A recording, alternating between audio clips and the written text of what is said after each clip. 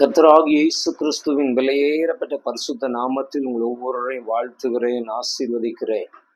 எனக்கு அன்பான தேவனுடைய பிள்ளைகளை, இந்த நாளிலும் தியானத்துக்காக நாம் எடுத்துக்கொண்ட வேத வசனம் ஏசாயா தீர்க்கதரிசியின் புஸ்தகம் 55வது அதிகாரம் 9வது வசனம்.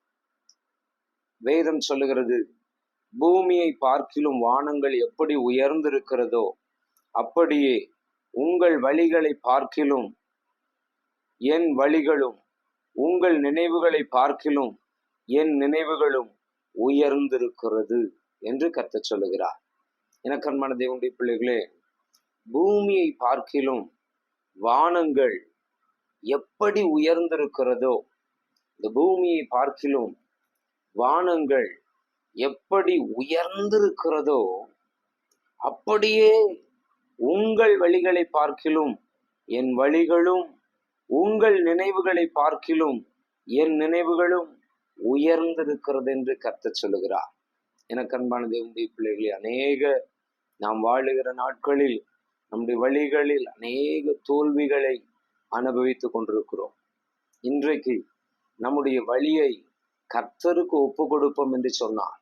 நாம் இந்த பூமியில் வாழுகிற நாட்களில் கர்த்தருடைய வழியில் நடக்க நம்மை அர்ப்பணிப்போம் என்று சொன்னால், கர்த்தர் நம்முடைய வாழ்க்கையை ஆசீர்வதித்து எல்லா தோல்விகளை ஜெயமாக மாற்றி நம்மை உயர்த்தி கனப்படுத்துகிற தேவனாய் இருக்கிறார்.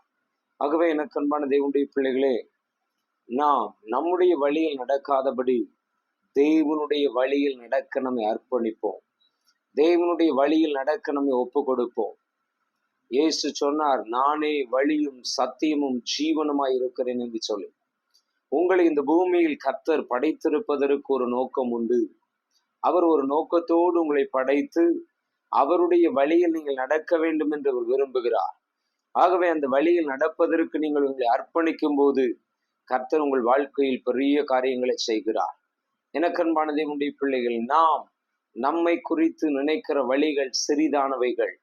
அதான் இந்த ஏசாயா 55:9 சொல்லுகிறது, பூமியை பார்க்கிலும் வானங்கள் எப்படி உயர்ந்திருக்கிறதோ அப்படியே உங்கள் வழிகளை பார்க்கிலும் என் வழிகள் உயர்ந்திருக்கிறது என்று சொல்லுகிறார்.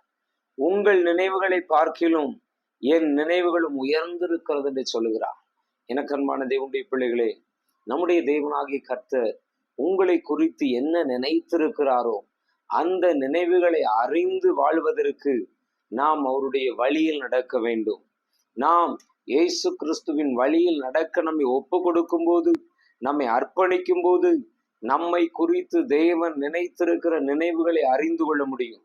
நாம் அந்த நினைவுகளின்படி நடக்க நம்மை ஒப்பு கொடுத்து விட்டோம் என்று சொன்னால், நம்முடைய வாழ்க்கையில் கர்த்தர் பெரிய காரியங்களை செய்கிற தேவனாய் இருக்கிறார். அவர் பூமியை பார்க்கிலும் வானங்கள் எப்படி உயர்ந்திருக்கிறதோ அப்படி நம்முடைய வாழ்க்கையில் உயர்வான காரியங்களை செய்து, நம்மை கொண்டு உயர்ந்த காரியங்களை செய்து அவருடைய நாமத்தை மகிமைப்படுத்துகிற தேவனாய் இருக்கிறார்.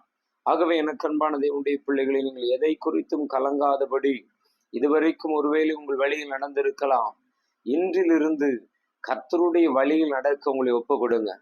நீங்க நினைத்திருக்கிற வழியில் நீங்கள் நடக்கும்போது அநேக தோல்விகள் வரலாம், தடைகள் வரலாம், பிரச்சனைகள் வரலாம், போராட்டங்கள் வரலாம், இழப்புகள் வரலாம்.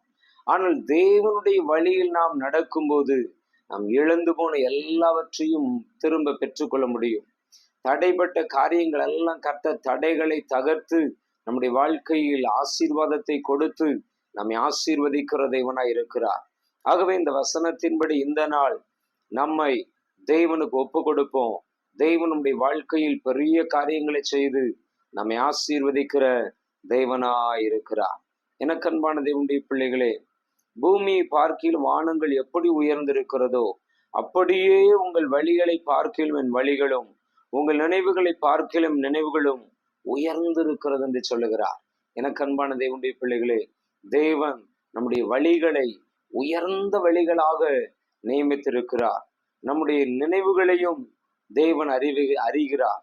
நம்முடைய நினைவுகளுக்கு இடம் கொடாமல் தேவனுடைய நினைவுகளை அறிந்து நாம் செயல்பட ஒப்பு கொடுக்கும் போது அவர் உயர்ந்த கிருபைகளை, உயர்ந்த காரியங்களை, உயர்ந்த நன்மைகளை, உயர்ந்த ஆசீர்வாதங்களை நமக்கு கொடுத்து நம்மை ஆசீர்வதிக்கிற தேவனாய் இருக்கிறார்.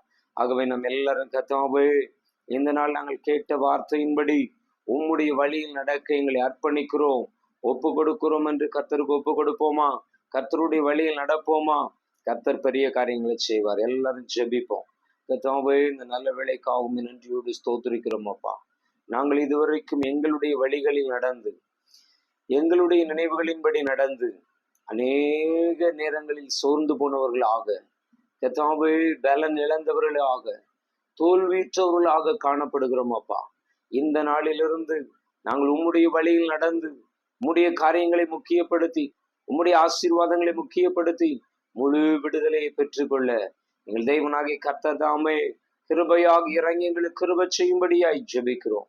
இந்த வசனத்தின்படியான நல்ல அனுபவங்கள், பக்குவங்களை கிருபையாக எங்கள் எல்லாருக்கும் தந்து ஆசீர்வதித்து நடத்தும், பலப்படுத்தும், பெரிய காரியங்களை செய்யும்.